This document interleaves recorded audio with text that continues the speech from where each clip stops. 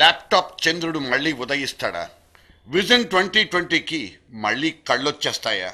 చంద్రబాబు తాజా వైఖరి చూస్తే ఆయనకు, ఆయన ద్వారా రాష్ట్రానికి మళ్ళీ హైటెక్లు తప్పవన్న సంకేతాలు కనిపిస్తున్నాయి. ఫార్ములా 1 లాంటి ఖరీదైన కలల మీద ఆయనకున్న మమకారం ఇంకా చచ్చిపోలేదన్నది నాకొస్తున్న కొత్త అనుమానం. బాబులో ఈ మారు మనసు ఎక్కడికి దారితీస్తుందో అన్న ఒక్క చిన్న ఆలోచనే ఇది.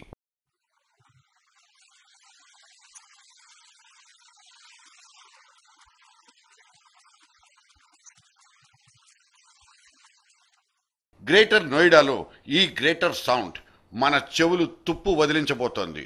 సంపన్న వర్గాల చిరకాల స్వప్నమైన ఫార్ములా 1 రేసింగ్ ఇక్కడే షురూ అయ్యేది. భారత క్రీడా రంగానికి ఇది మకుటాయమానమని కొందరంటే, దరిద్రం తాండవించే ఇండియాలో ఇంత అట్టహాసం అవసరమా అన్నది ఇంకొందరి సూటి ప్రశ్న.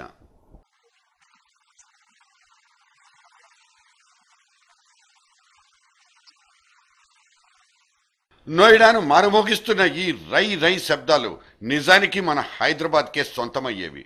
మనకిది త్రుటిలో తప్పిన సౌభాగ్యం.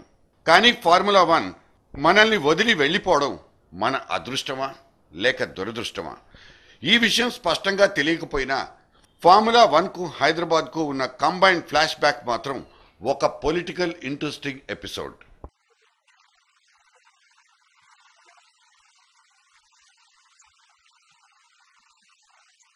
ఇంటర్నేషనల్ కాస్ట్లీ స్పోర్ట్స్ ఈవెంట్స్లో గ్రాండ్ ప్రీ ఒకటి. దీని బాస్తో కాస్త పరిచయం ఉన్న మన చంద్రబాబు ఫార్ములా 1ను హైదరాబాద్ దాకా లాక్కు రావాలని అప్పట్లో తీవ్రంగా ప్రయత్నించారు. ముంబై, కోల్కతా, చెన్నై, కోయంబత్తూర్ సిటీలు ఇచ్చిన కాంపిటీషన్ కూడా బాబు లాబింగ్ ముందు బలాదూరైపోయింది. ఆయనకున్న పలుకుబడి అటువంటిది.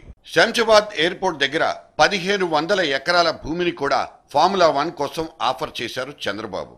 2007 సంవత్సరానికల్లా పూర్తయ్యే విధంగా ఒక ఒడంబడిక కూడా కుదిరిపోయింది. ఈ ప్లాన్ కనుకే యాక్షన్లోకి వచ్చుంటే 10,000 మంది నిరుద్యోగులకు ఉపాధి దొరికిండేదంటూ ఇంకో అంచనా ఒకటి.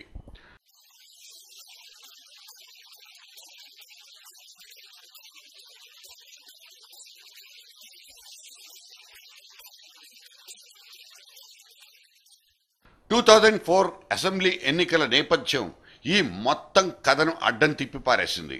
అప్పట్లో పార్టీలకు ప్రచారాంశాలుగా మారిన కరువు పరిస్థితులు, రైతుల ఆత్మహత్యలు ఈ రేసింగ్ మేనియాను మంట కలిపి పారేశాయి. తర్వాత పవర్లోకి వచ్చిన వైఎస్ బాబు ప్లేటును తనదైన శైలిలో పూర్తిగా ఫిరాయించేశారు. మోటార్ రేసులు కడుపు నిండి అజీర్తి రోగంతో బాధపడే వాళ్ళకే తప్ప కామన్ మ్యాన్కు కూడు పెట్టబోవంటూ అసెంబ్లీలో చంద్రబాబు ఎదురుగానే ఆయన కన్నా ఫార్ములా కలను తీసి చెత్తబుట్టలో పడేశారు. ఫార్ములా 1 ట్రాక్ దగ్గర హోటళ్లు కట్టుకోవాలని ఉవ్విళ్ళూరే మహీంద్రా, జీవికే లాంటి బడాబాబులతో మన బాబు లాలూచూ పడిపోయారంటూ కామ్రేడ్లు కూడా వైఎస్కు కోరస్ ఇచ్చేశారు. ఒక్క రేస్ ట్రాక్ కోసం 10,000 కోట్లు కుమ్మరించడం సుతారము ఇష్టం లేకనే వైఎస్ రాజశేఖర రెడ్డి నిధుల్ని మిగతా పథకాల కోసం దాచిపెట్టుకున్నారు. ఇది స్థూలంగా హైదరాబాద్ ఫార్ములా 1 అనే ట్రాజిక్ ఎపిసోడ్ సారాంశం.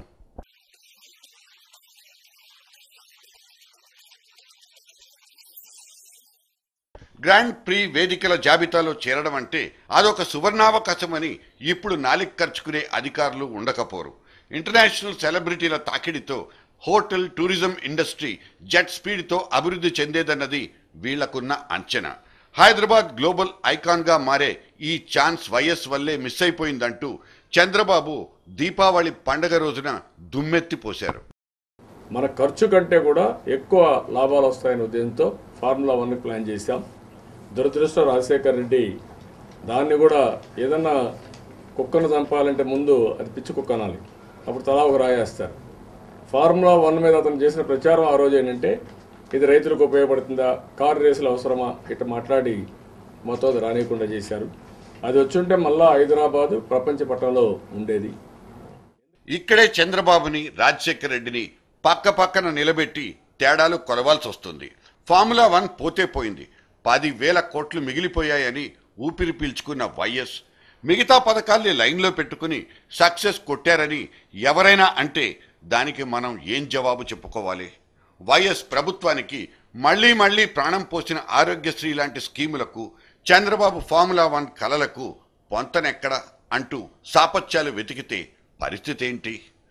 అసలు ఈ మోటారు బండ్ల పోటీలు మనకు అవసరమా కాదా అనే అనుమానం బాబు బుర్రను అప్పట్లో కూడా కసరత్తు చేయించింది.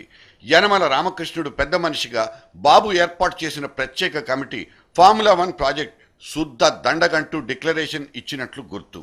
మరి ఇంకా ఈ రేసుల రొచ్చులోకి బాబు మళ్లీ తలెందుకు పెట్టాలనుకుంటున్నట్లు?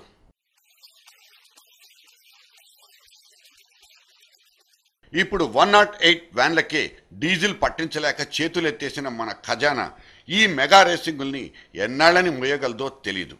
Asian athletes meet, national games, Afro Asian games అంటూ హడావుడి చేసిన చంద్రబాబు భాగ్యనగరాన్ని మోస్ట్ ఈవెంట్ఫుల్ సిటీగా మార్చగలిగారు.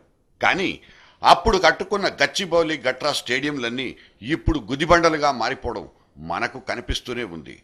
దేశవ్యాప్తంగా చూసుకున్న ఇదే చరిత్ర. దేశ ప్రతిష్టను ఇనుమడింపజేస్తుందని కలలుగన్న కామన్వెల్త్ గేమ్స్ చివరకు 100 కోట్ల కుంభకోణాన్ని మిగిల్చి వెళ్ళింది. ఈ ఆటల పోటీలతో బడ్జెట్కు బొక్క తప్పితే జనానికి ఉపయోగం లేదన్న మణిశంకర్ గేమ్స్ ముగిసేదాకా స్వదేశాన్నే బహిష్కరించుకున్నారు. ఇప్పుడు నోయిడాలో జరిగే ఫార్ములా 1 కూడా 99% భారత జనాభాతో ప్రమేయం లేని ఈవెంట్ అని, ఇది మన ఒంటికి పడదని మేధావులు నెత్తి నోరు బాధేసుకుంటున్నారు. మన చంద్రబాబు మాత్రం ఆ గొంతులతో పూర్తిగా విభేదిస్తారు. వెనకబడున్న హైదరాబాద్ను హైటెక్ సిటీగా మార్చి ముందుకు జరిపిన చంద్రబాబు అదే చేత్తో గ్లోబల్ సిటీగా మార్చుకోవాలని తాపత్రయపడ్డారు. కానీ సంపన్న వర్గాలను సాటిస్ఫై చేయడం కోసం కోటాను కోట్ల పేద కడుపుల్ని మండించడం చంద్రబాబు చేసిన చారిత్రక తప్పిదం. అందుకు ఆయన చెల్లించుకున్న మూల్యం కూడా ఆయనకు మనకు తెలియంది కాదు. అభివృద్ధికి సిసలైన ఆనవాళ్లు ఎక్కడుండాలి? ఎక్కడ అభివృద్ధి చేస్తే సర్కార్కు జనామోదం లభిస్తుంది? ఈ లెక్కలు బాబుగారి ల్యాప్టాప్లో సరిగ్గా లేకపోవచ్చు. అందుకేనేమో ఆయన మళ్లీ తడబడుతున్నట్లుంది. దేశమంతా తిట్టిపోస్తున్న ఫార్ములా 1 రేసింగుల్ని సక్సెస్ ఫార్ములాగా భావించుకుంటున్నారు ఆయన. ఇంతకీ ఆంధ్రప్రదేశ్ మాజీ సీఈఓ గారు ఇప్పుడు సడన్ గా యూటర్న్ ఎందుకు తీసుకోవాలనుకుంటున్నట్లు? బహుశా దూకుడు సినిమా ఎక్కువ సార్లు చూశారేమో.